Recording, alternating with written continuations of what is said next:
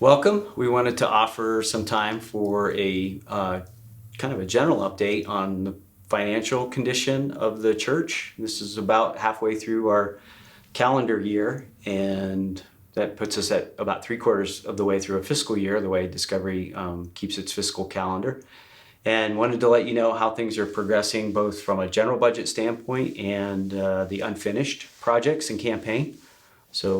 But I really wanted to start just by getting some perspective on the year we've just been through. So Steve, a question for you is, how does 2020 feel a little bit in the rearview mirror now, and lifting some restrictions last week? Yeah. And where does it fit in your ministry career? Oh man, yeah. So yeah, Tom and we're filming this the week after we lifted the mask restriction in the barn, and that was great. Just people showing up and people coming back to the barn. It's been wonderful. But yeah, man, this last year, I think it's actually the toughest year Discovery's had, at least since I've been here. I can't speak for those early first 5 years, but we had some tough years when we were portable for so many reasons. But I'm now putting 2020 at the top. And I think it's because how long things were ambiguous. Like we kept making the best decision we could and we didn't know. And we kept having to adjust. I think the other challenge, Tom, which I know directly affects what we're going to talk about with finances, is just the churn that not just Discovery's face, but every church you and I are talking to. Yeah.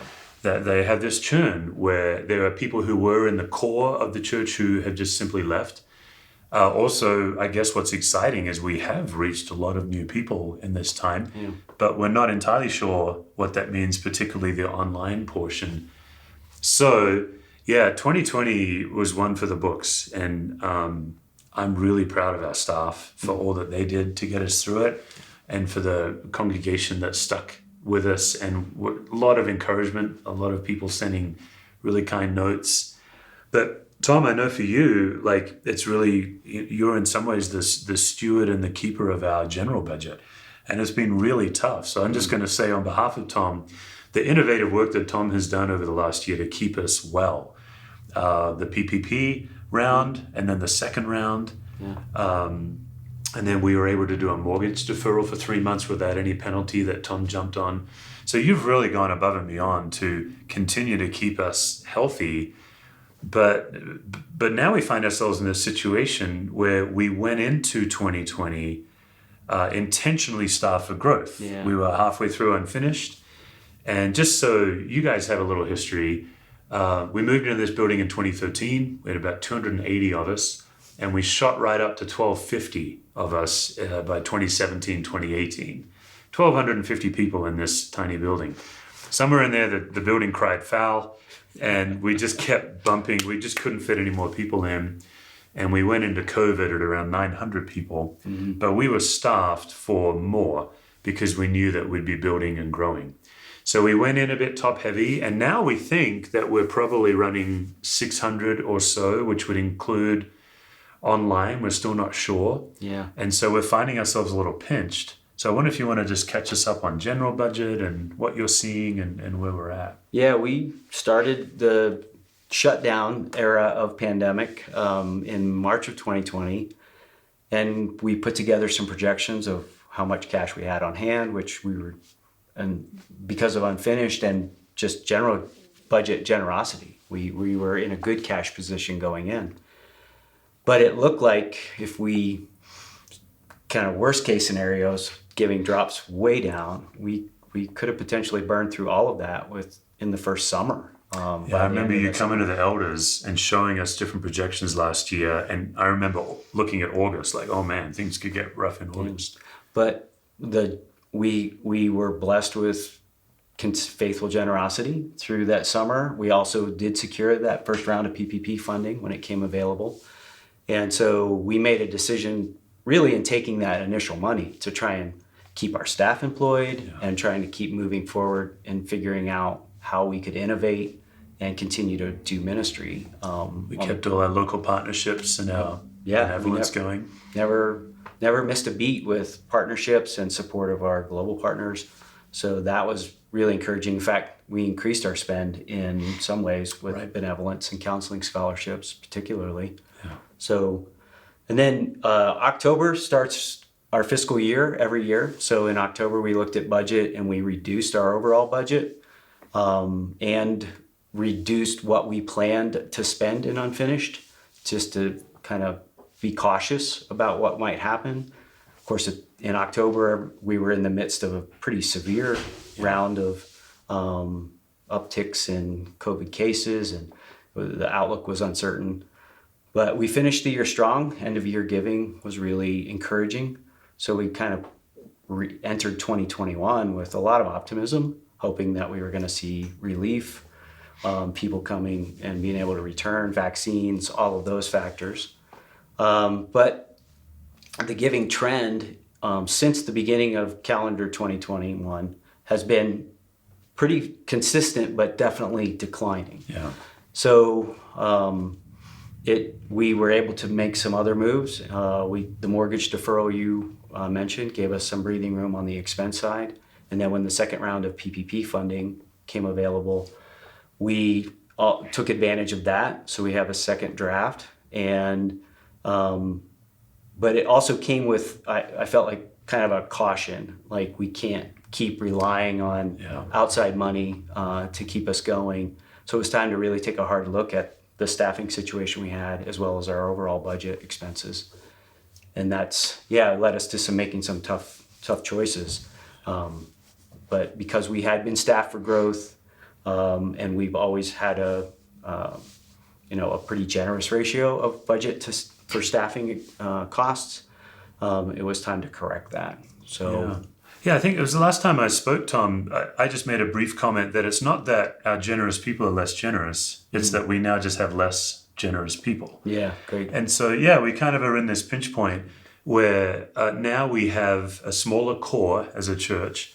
We have a larger group of new people, and it's very normal in churches that when you first start coming, your involvement trails you showing up, even more so online.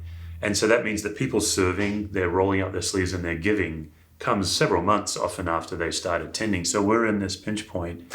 And to the best that we understand it, what we need to do to remain not just healthy, but really thriving. This update is not about a catastrophe. It's really not about anything being in big danger. It's just a needed correction for our next phase. Yeah. And so what we've had to do is lay off some really good staff. And we actually wanted to name them for you on this video because these are people that have poured their heart and soul into our church. Many of you have probably been profoundly impacted by their ministry. Many of them have served with us for years. But as you were looking at all the different ways we could make a correction, the simple issue was we had our staff ratio to the number of congregation was just out of whack. I wonder if you could just explain that for people who may not be aware of what that is. Yeah, we've used a rule of thumb that many churches our size use for how to figure out what a portion of your budget would go to staffing. We've tried to stay around 50% of our general fund revenue going to staffing. But along with that, churches who use that ratio of budget to staff also are using a ratio of people to staff. And when you talk about full-time equivalency or full-time staff, the number you're looking for that seems to be a healthy number is 1 to 75. And with some of the changes in our attendance and the level of staffing we were committed to keeping through COVID, we were more in the 1 to 50 range. Yeah. So it wasn't just a question of cutting costs, but it was about rebalancing our approach to staffing so that we remained healthy in all sorts of ways and could be repositioned so that when growth occurs, which we fully anticipate it will, we'll be ready to move into that as well. So those were the primary drivers we were looking at behind the decisions to reduce the number of people on our staff as well as the amount of money we're spending on staff. Yeah, so as you looked at the different scenarios, one of what seemed like the wisest solution was to just eliminate every part-time position. So what I want to do is just name for you the staff that their position has been eliminated, because we're talking about incredible people it's really, honestly, was very heartbreaking to tell them, and also because all of our staff, and particularly our part-time staff, no one's in this for the money. They're in it because of the mission, because they're passionate about people. But just to let you know, it's Adasia, Becky, Chris, Wendy, Whitney, and Melissa. And so if those are people that you know, if those are people that have impacted you at Discovery, it would mean a lot to them and to us if you just reach out to them and say thank you. We really are convinced, and as we consulted with the elders as well, we're convinced that this is the right move for Discovery to really set us up for the next era of church ministry. At the same time, these are people that would be a pleasure for us to be able to rehire one day. And we really do anticipate that this is a short-term correction as we move on. I think the other thing worth noting, Tom, is one of the moves that you've recommended for us is when a staff member leaves of their own volition, we actually decided not to refill that position. So I'm thinking of Katie Moller, those of you who remember Katie, who ran our special needs ministry, and then most recently Mariah, that we're now going to be just managing her role with some guests, partly also because of my transition. Right. That we think, let's just be in about a 6-month transition, then the next lead pastor comes, and we think with that will come some growth, and then that person can be starting to help, hire the right people they want as well. Yeah, I think there's a lot of wisdom there, particularly with the worship arts director role, that it would make sense for the next lead pastor to have a voice in that hire. But we have done a lot of consolidation over the last couple of years of roles. So this isn't a new idea to us, but we certainly had to accelerate it at this point. Yeah. And it's great people that were doing good work, essential work. So this isn't like we were overstaffed and just could trim back at the edges. We're cutting deeply into the heart of some things we really care about, which is going to create a whole new paradigm for us in terms of how we work and what we work on as a staff and what we desperately need people to help step into. So in a time of transition, if you're looking to make your mark at Discovery, there's a wide open door here. Now's the time. It's an interesting time as people are easing their way back into involvement at the same time that we really need your involvement more than ever. Again, not out of desperation, but just because that's what the body of Christ does. And what's interesting, Tom, is you can hear this update and really you could start to think, oh, everything's going south.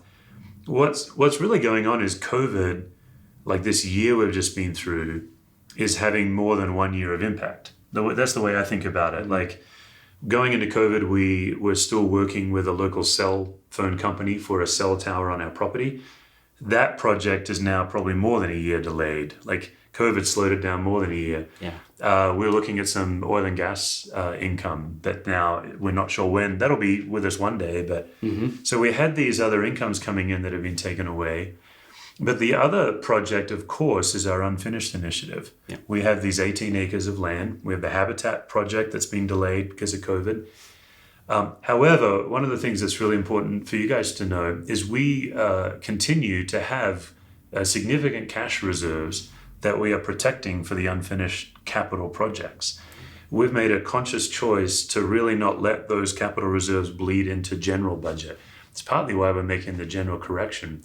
So in many ways, we're really well. We're doing well. COVID has I don't want to understate it, COVID's taken a huge hit on unfinished, but we still have a few $100,000 ready. We have plans designed. Just maybe catch us up on city approvals and where we're at with the next building. Yeah, it is exciting in a very slow sort of rollout sort of way. We've finished the design work that's required for us to present plans to the city. So we're now in the process of waiting for a hearing date where we'll meet with a zoning committee hearing first. It's entirely possible that group could actually approve our project. More likely, we're back in front of city council again, which is always an interesting challenge. But in this particular project and design, there isn't much controversy here. Yeah. It's fully within our right and of use as a church. There's no question about what we're trying to do with the space, or even how much space we're looking to build.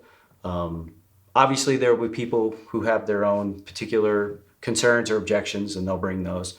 But there isn't much for anybody to really get too worked up about. Yeah. We believe in this next project, so we're hopeful that we could go through on a shorter path. But if it's the longer path, it's probably several more months before we're in front of City Council.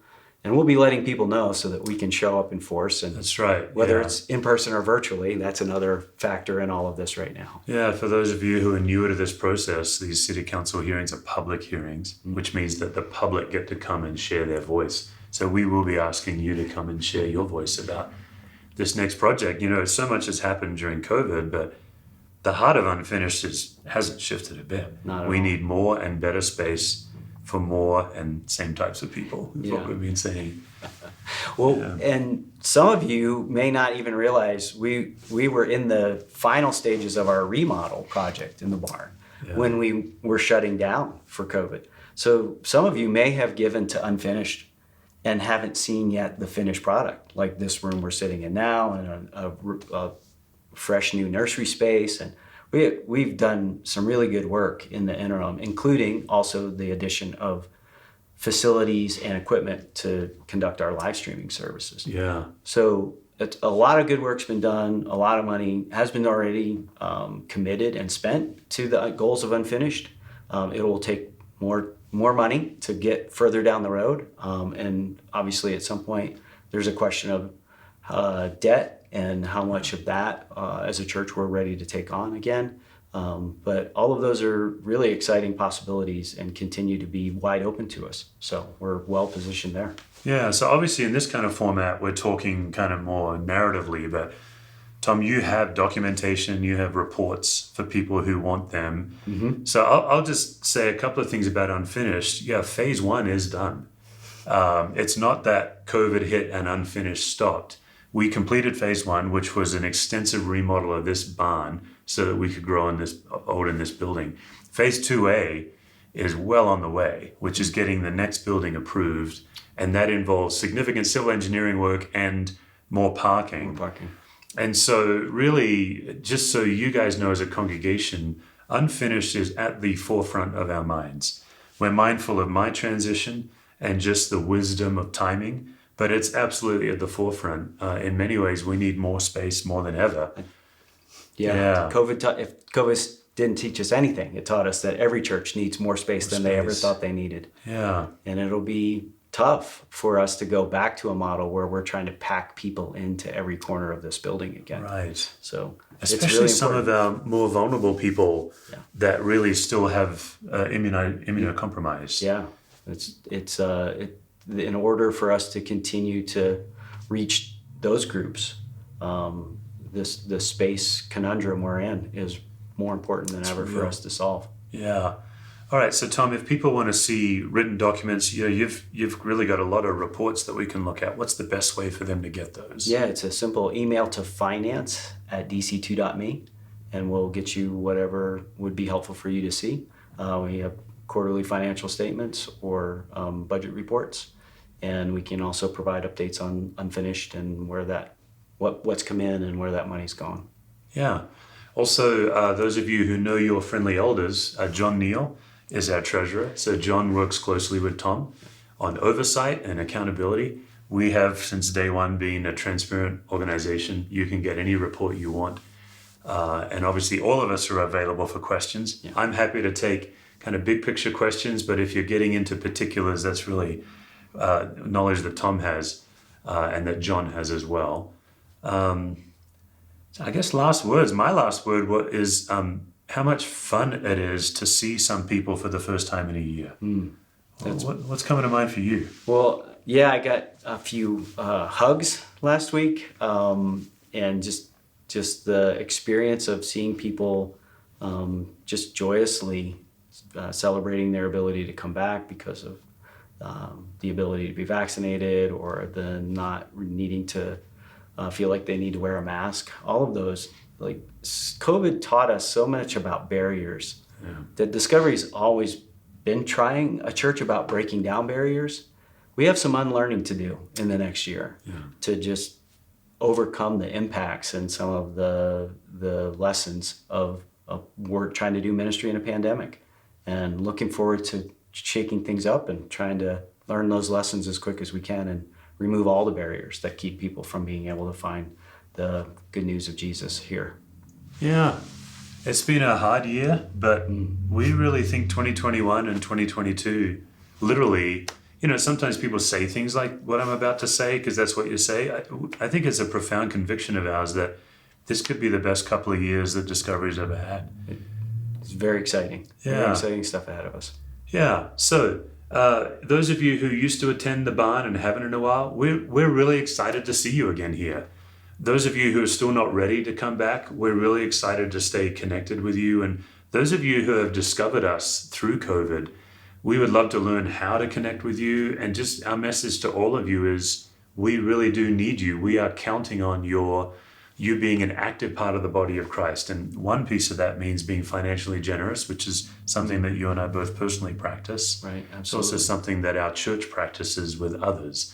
We believe that generosity is a radical expression of God's kingdom. So please join us in that. If you have questions, finance@dc2.me, and also technical questions to Tom and John, we'd love to hear from you. Thanks very much. Thanks for the time.